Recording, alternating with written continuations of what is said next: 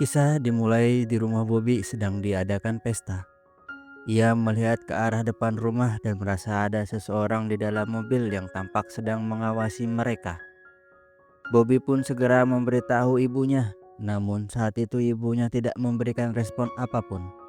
Beberapa menit kemudian, ibu akhirnya merespon setelah Bobby menjelaskan ciri-ciri mobil tersebut. Ibunya kemudian menjelaskan bahwa ada seseorang yang kemungkinan akan mengintimidasi keluarga mereka karena ia dianggap berbahaya oleh pihak tertentu. Ia juga memberitahu Bobby tentang seseorang yang kemungkinan besar akan memata-matai mereka. Setelah mendengar penjelasan itu, Bobby masuk ke kamarnya. Namun saat berada di dalam kamar, ia merasa sulit untuk tidur. Ia lalu melihat papan catur miliknya dan mulai memainkannya.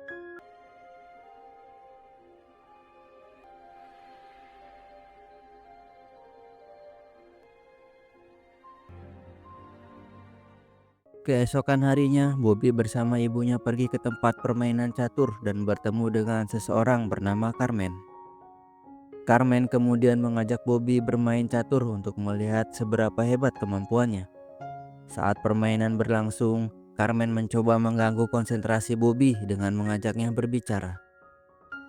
Carmen sangat terpukau dengan kejeniusan Bobby dalam bermain catur. Ibunya juga mengatakan bahwa Bobby telah mengalahkan banyak orang hanya dengan belajar sendiri. Saat itu, Carmen ingin mengakhiri permainan dengan hasil seri. Tetapi Bobby menolak karena menurutnya dalam catur harus ada pemenang. Ia sangat membenci hasil seri. Namun dalam pertandingan itu, Bobby dikalahkan oleh Carmen. Ia langsung meninggalkan ruangan dengan kecewa. Tapi saat keluar, ia mengingat kembali strategi yang pernah ia pelajari. Bobby pun kembali masuk dan menantang Carmen untuk bermain ulang.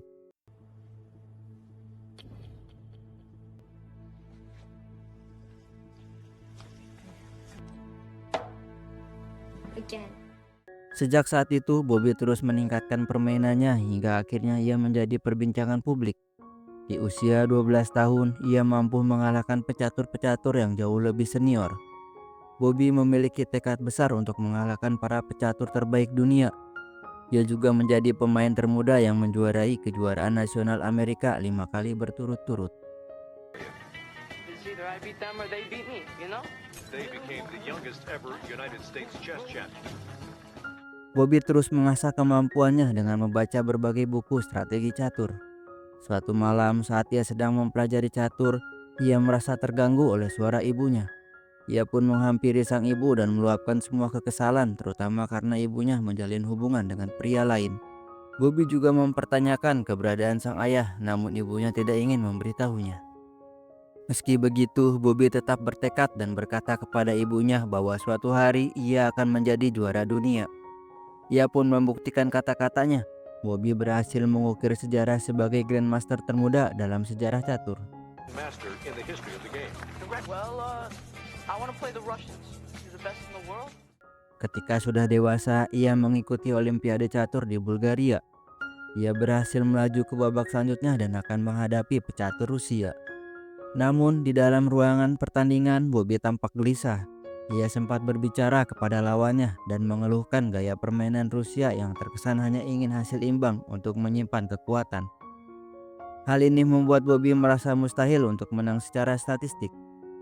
Ia bahkan menuduh para pecatur Rusia bermain dengan cara bekerja sama dalam kelompok yang terdiri dari 5 orang. Bobby kemudian mengungkapkan ketidaksukaannya kepada media. Ia merasa dicurangi oleh para pemain catur asal Rusia dan menyayangkan bahwa federasi tidak melakukan apa-apa karena merasa frustasi. I'm not gonna play because this is unquit. I don't just quit this tournament. I am quitting chess. Move, Bobby. Bobby memutuskan untuk mundur dari turnamen dan berhenti bermain catur. Kepada Carmen, Bobby mengungkapkan kekecewaannya. Ia merasa perjuangannya selama ini bermain catur telah dihianati, apalagi setelah melihat banyak pemain curang dari lawan-lawannya. Malam harinya, Bobby pergi ke sebuah toko buku. Di sana ia membeli sebuah majalah yang ternyata berisi berita tentang Spassky yang telah dijuluki sebagai pahlawan catur. Saat hendak keluar dari toko, Bobby menerima sebuah kartu nama dari seseorang bernama Paul. Paul mengatakan bahwa jika Bobby menghadapi masalah, ia siap membantu. Beberapa waktu kemudian, Bobby sedang berada di taman dan bertemu dengan orang yang memberinya kartu nama tersebut. Mereka pun berbicara. Paul menunjukkan sebuah majalah yang memberitakan tentang invasi Soviet ke pantai California.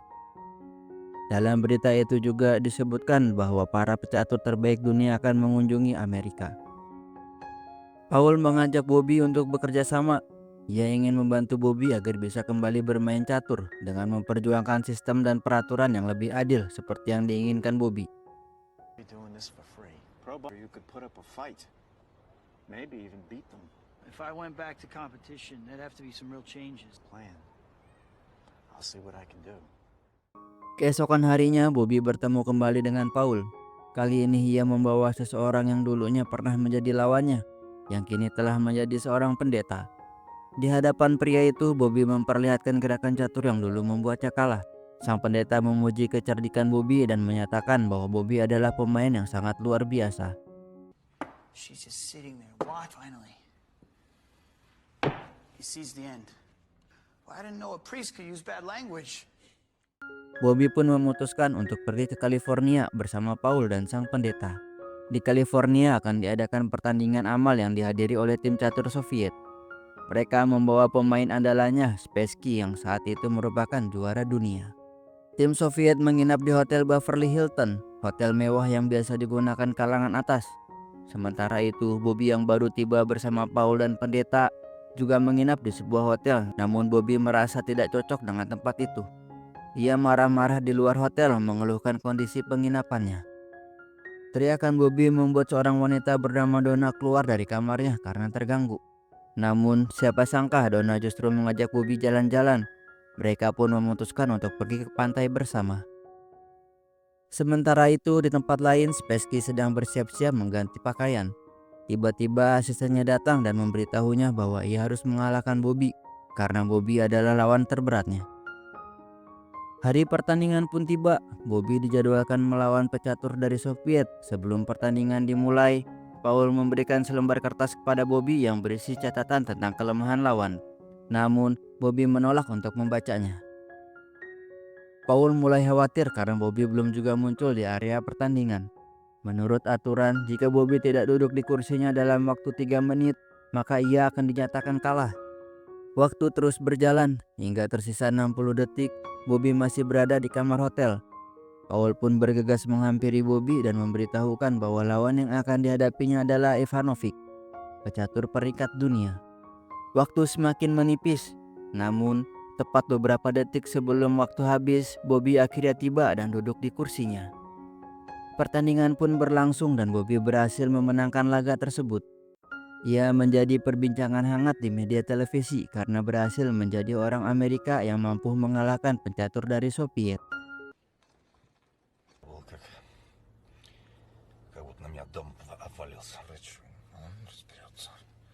Bobby mengajukan beberapa syarat agar dirinya bersedia bermain kembali. Saat itu, Paul menanyakan apa saja permintaan Bobby. Bobby meminta agar dirinya diantar ke arena pertandingan dengan mobil mewah berwarna hitam. Selain itu, ia juga meminta bagian sebesar 30% dari penjualan tiket, serta menginginkan jarak tertentu antara dirinya dan penonton karena merasa risih. Setelahnya, Bobby menuliskan semua permintaannya di selembar kertas dan memberikannya kepada Paul. Setiap malam, Bobby terus memikirkan taktik yang akan digunakan untuk menghadapi Spassky. Pikirannya selalu terbayang-bayang oleh sosok Spassky. Saat hari pertandingan tiba, Bobby justru dikalahkan oleh Spassky. Ia langsung keluar dari arena, menolak menerima medali sebagai juara 2 dan enggan memberikan banyak komentar di hadapan pers. Bobby kemudian berjalan ke tepi pantai dan merenungi kekalahannya.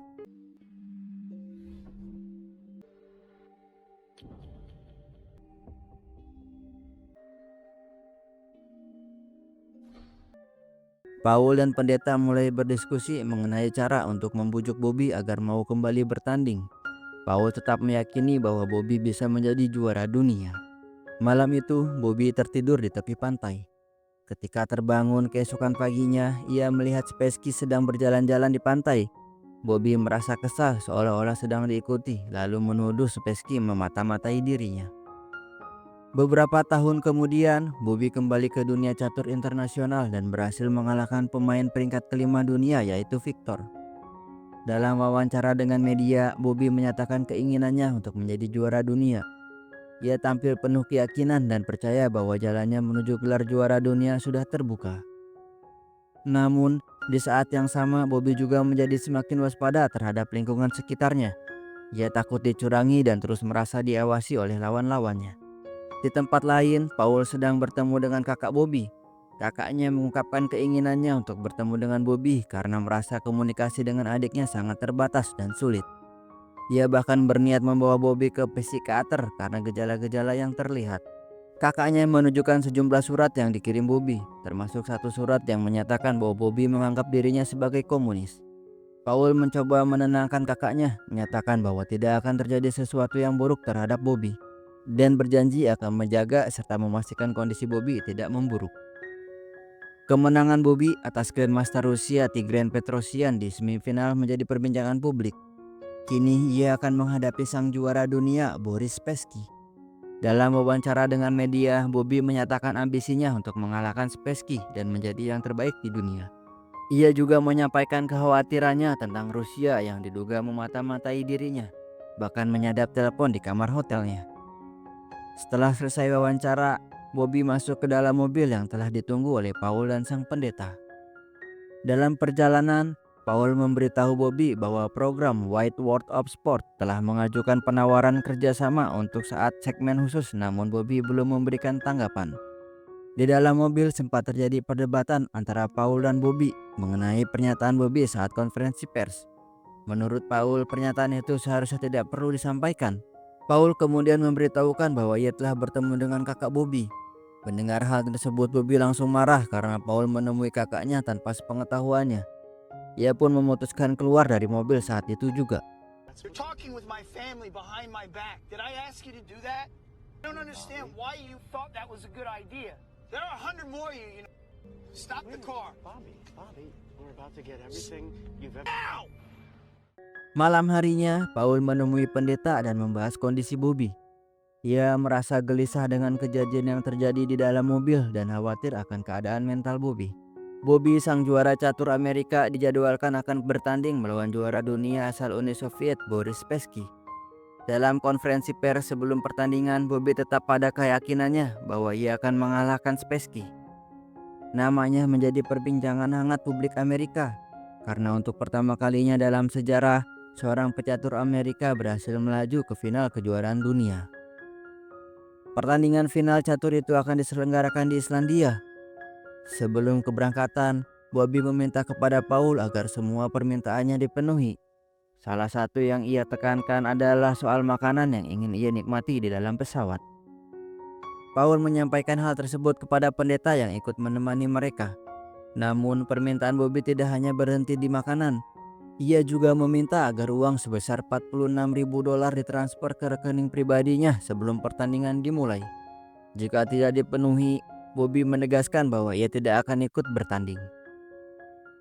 Pendeta sempat mencoba berbicara baik-baik kepada Bobby, mengingatkan bahwa permintaannya terlalu berlebihan. Namun, Bobby menolak untuk berkompromi, dan akhirnya sang pendeta memutuskan untuk menikahkan mereka berdua. Bobby dan Paul pun melanjutkan perjalanan mereka menuju bandara. Saat di bandara, Bobby kembali membahas kesepakatan tentang pembagian hasil penjualan tiket. Ia menegaskan bahwa tanpa kejelasan pembagian itu, ia tidak mau naik pesawat. Ketika sedang berjalan di area bandara, tiba-tiba Bobby dihampiri oleh para wartawan dan kameramen yang ingin mewawancarainya. Situasi itu membuat Bobby merasa sangat tidak nyaman. Ia segera berbalik arah menuju pintu keluar bandara dan memutuskan untuk pergi.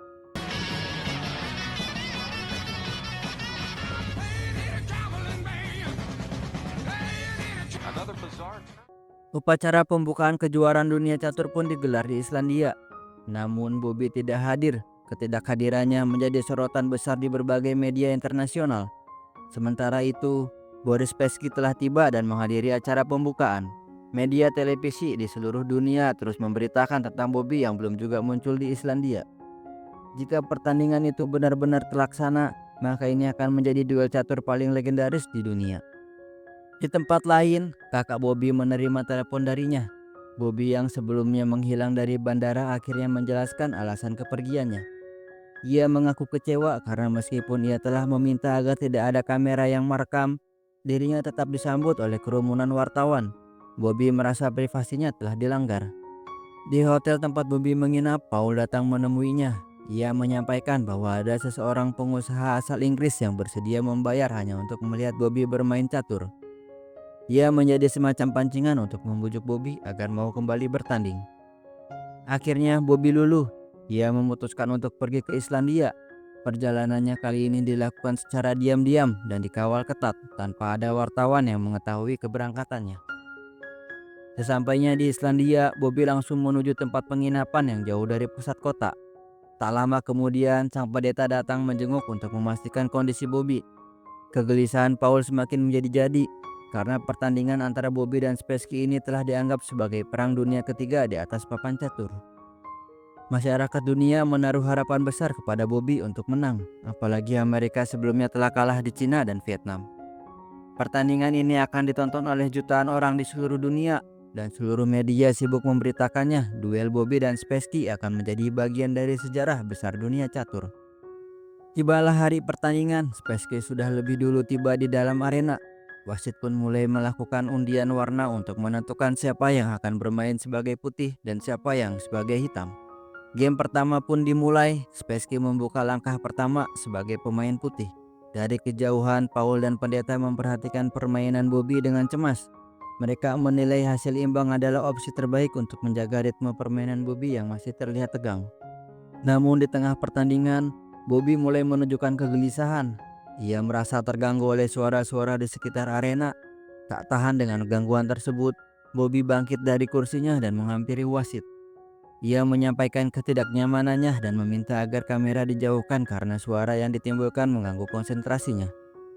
Sementara wasit sedang berdiskusi, Spassky mengambil kesempatan untuk melanjutkan permainan tanpa kehadiran Bobby. Bobby lalu kembali ke kursinya, tapi giliran Spassky yang berdiri dan berjalan di sekitar arena untuk mengganggu konsentrasi Bobby.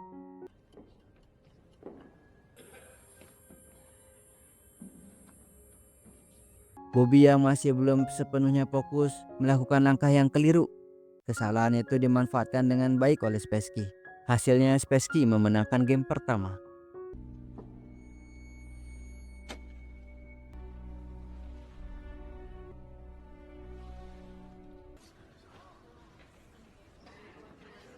Setelah pertandingan, Bobby terlihat frustasi.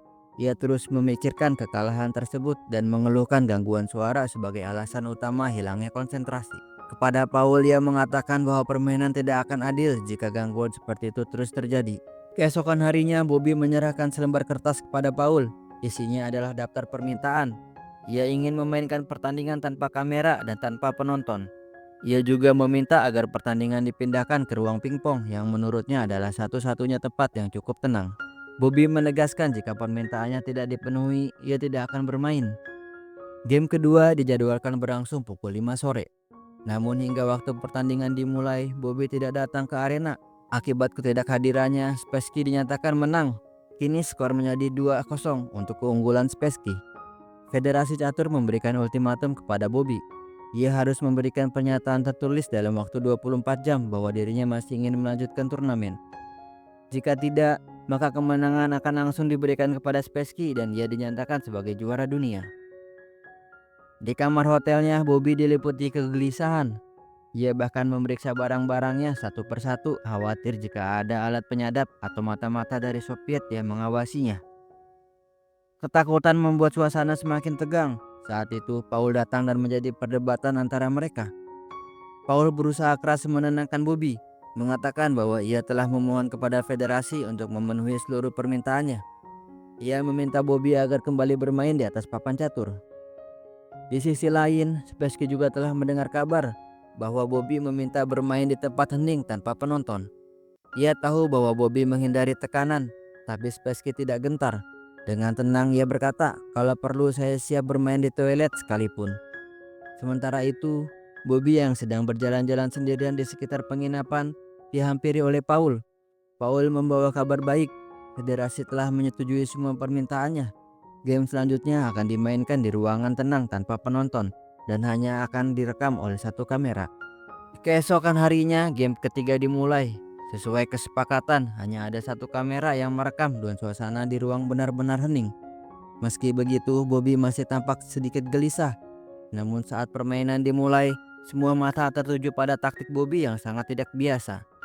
Paul dan sang pendeta yang menyaksikan dari kejauhan tampak heran. Mereka belum pernah melihat gaya permainan seperti ini dari Bobby. Ia tampak tenang namun penuh perhitungan, seperti sedang menjalankan strategi yang telah disiapkan jauh-jauh hari. Spassky mulai terlihat kesulitan. Ia berpikir keras menghadapi langkah-langkah Bobby yang tidak bisa ditebak, sehingga akhirnya ia menyerah. Bobby memenangkan game ketiga. Skor sementara menjadi 2-1. Bobby perlahan mulai mengejar ketertinggalannya.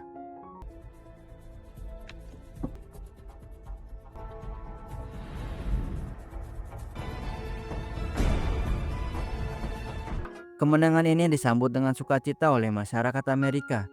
Mereka bangga dan terinspirasi oleh perjuangan Bobby. Sosoknya tidak hanya menjadi idola, tapi juga simbol harapan. Demam catur pun melanda Amerika. Papan catur bisa ditemukan di taman, sekolah, dan berbagai tempat umum lainnya. Semua orang ingin menjadi seperti Bobby. Di game keempat, pertandingan berakhir imbang. Skor pun berubah menjadi 2,5 untuk Spassky dan 1,5 untuk Bobby. Lanjut ke game kelima, kini giliran Spassky yang merasa tidak nyaman. Ia tampak gelisah, lalu menghampiri wasit dan menyampaikan keluhannya. Ia merasa ada yang aneh dengan kursinya. Sepanjang pertandingan, Spassky terus mengecek bagian kursi tersebut, seperti mendengar suara frekuensi tinggi yang mengganggu konsentrasinya. Meski begitu, game kelima tetap berjalan. Bobby bermain tenang dan penuh strategi, dan hasilnya ia berhasil memenangkan pertandingan. Skor kini menjadi imbang, 2,5-2,5.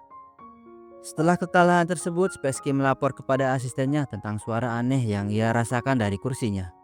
Ia meminta kursinya di-scan menggunakan sinar X. Namun setelah diperiksa, hasilnya mengejutkan, hanya ditemukan 2 lalat mati. Game ke-6 menjadi penentu momentum. Bobby yang telah menyetujui untuk kembali bermain di aula utama memulai permainan dengan gaya yang sama sekali berbeda dari biasanya. Langkah-langkahnya tidak terduga dan konsentrasi Spassky pun mulai goyah. Taktik Bobby benar-benar sulit dibaca. Para Grandmaster yang menyaksikan pertandingan itu hanya bisa geleng-geleng kepala. Strategi Bobby kali ini benar-benar di luar nalar. Bahkan mereka yang sudah bertahun-tahun mendalami catur pun tidak mampu memahami apa yang sebenarnya sedang dirancang Bobby. Di sisi lain, keluarga Bobby yang menyaksikan dari kejauhan tampak tegang menunggu hasil akhir. Hingga akhirnya momen luar biasa pun terjadi. Spassky berdiri dari kursinya lalu bertepuk tangan. Sebuah bentuk pengakuan tulus atas kehebatan lawannya. Ia menyerah, sebuah tindakan yang jarang terjadi dalam partai final kejuaraan dunia.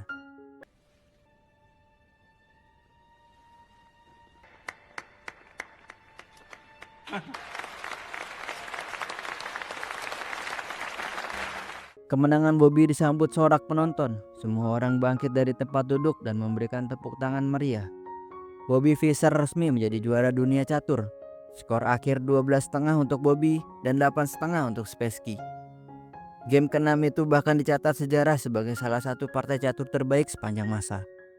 Namun setelah puncak kejayaannya, hidup Bobby mulai berubah drastis. Suatu hari Bobby berbincang dengan pendeta tentang perasaannya. Ia mengungkapkan bahwa pikirannya terus dihantui oleh kegelisahan dan ketakutan akan sesuatu yang tidak bisa ia jelaskan. Pendeta memujinya bahwa permainannya telah menjadi inspirasi bagi jutaan orang di seluruh dunia.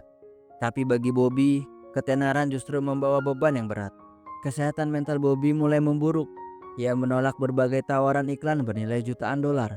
Ia juga menolak bermain kembali, bahkan meninggalkan gelar juara dunianya dan menghilang dari publik.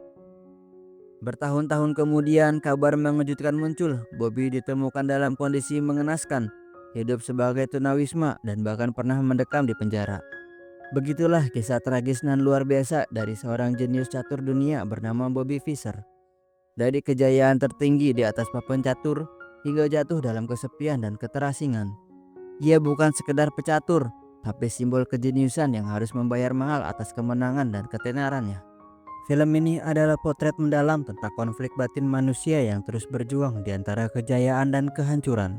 Langkah paling sulit bukan di papan permainan, tapi saat memilih tetap waras di tengah tekanan dunia. Menjadi hebat bukan hanya soal bakat, tapi soal keberanian untuk terus bertahan saat dunia mulai menjatuhkan. Terima kasih sudah menonton. Jangan pernah menyerah, lakukan yang terbaik. Sampai jumpa di next video.